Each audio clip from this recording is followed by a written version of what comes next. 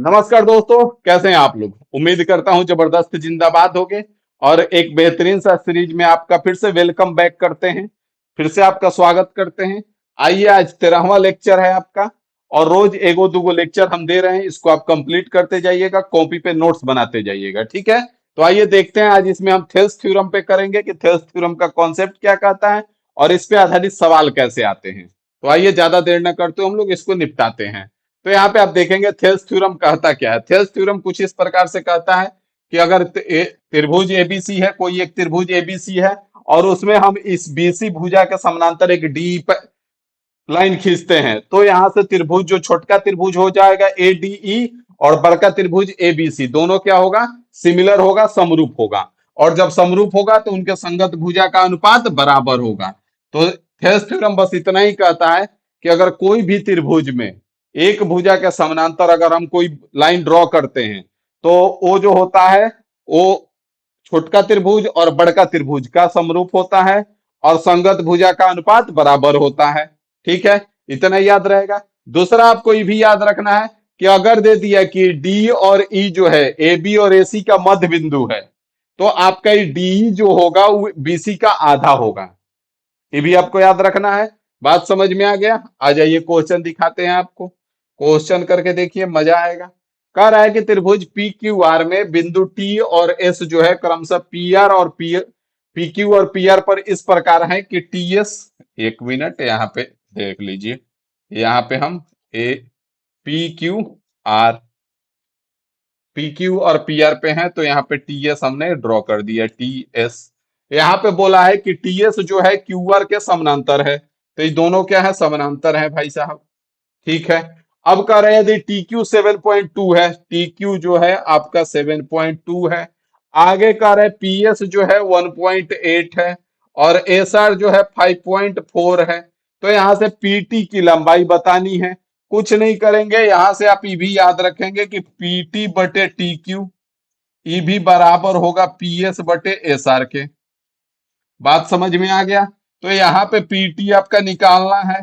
PT teacher का बात नहीं कर रहे हैं। 7.2 और ये 1.8 अपॉन में 5.4 हो जाएगा। डेसिमल खत्म कर दीजिए, एक बार में, और ये 3 बार में, 3 से 2.4 बार में। तो यहाँ पे कितना आ गया, 1 से जाकर के गुना हो जाएगा, तो 2.4 आपका आंसर आ जाएगा। बात समझ में आ गया कि नहीं आया। कौन दिक्कत है, थोड़ा सा भी अगर तकलीफ है तो आप बताएंगे हमको, और नहीं है तो आइए, और भी क्वेश्चन है इस पे देखिए। अगला क्वेश्चन क्या कह रहा है। कह रहा है कि दिए गए चित्र में डी जो है बीसी के पैरेलल है।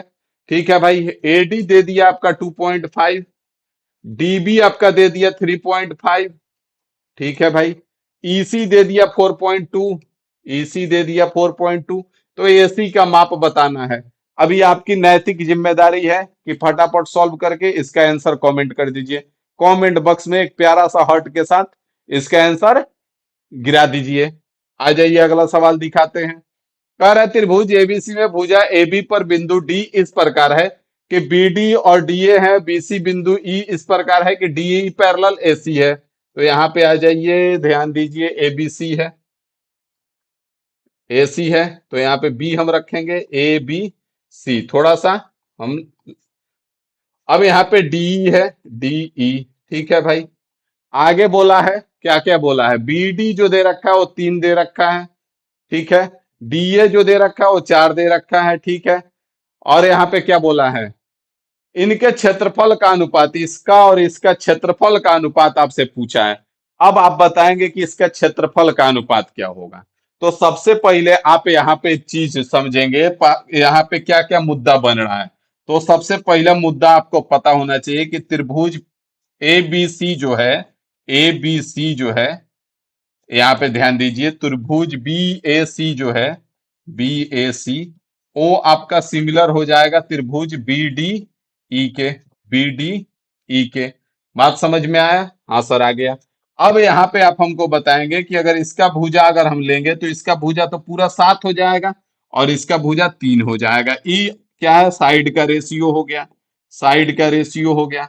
अगर हमको एरिया का, अगर इनका एरिया का रेशियो निकालना है तो 49 और इन 9 हो जाएगा।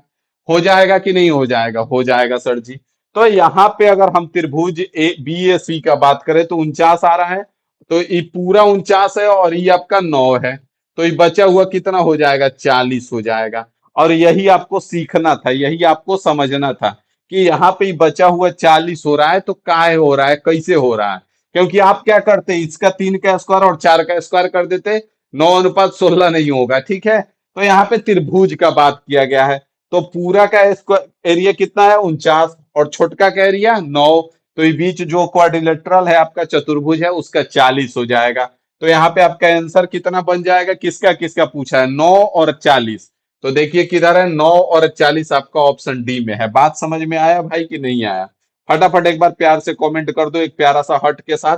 और एक क्वेश्चन और तुम्हारे लिए हम लेके आए हैं उसी टाइप का क्वेश्चन, इसका कमेंट कर दो फटाफट एक प्यारा सा आंसर के साथ, प्यारा सा हट के साथ।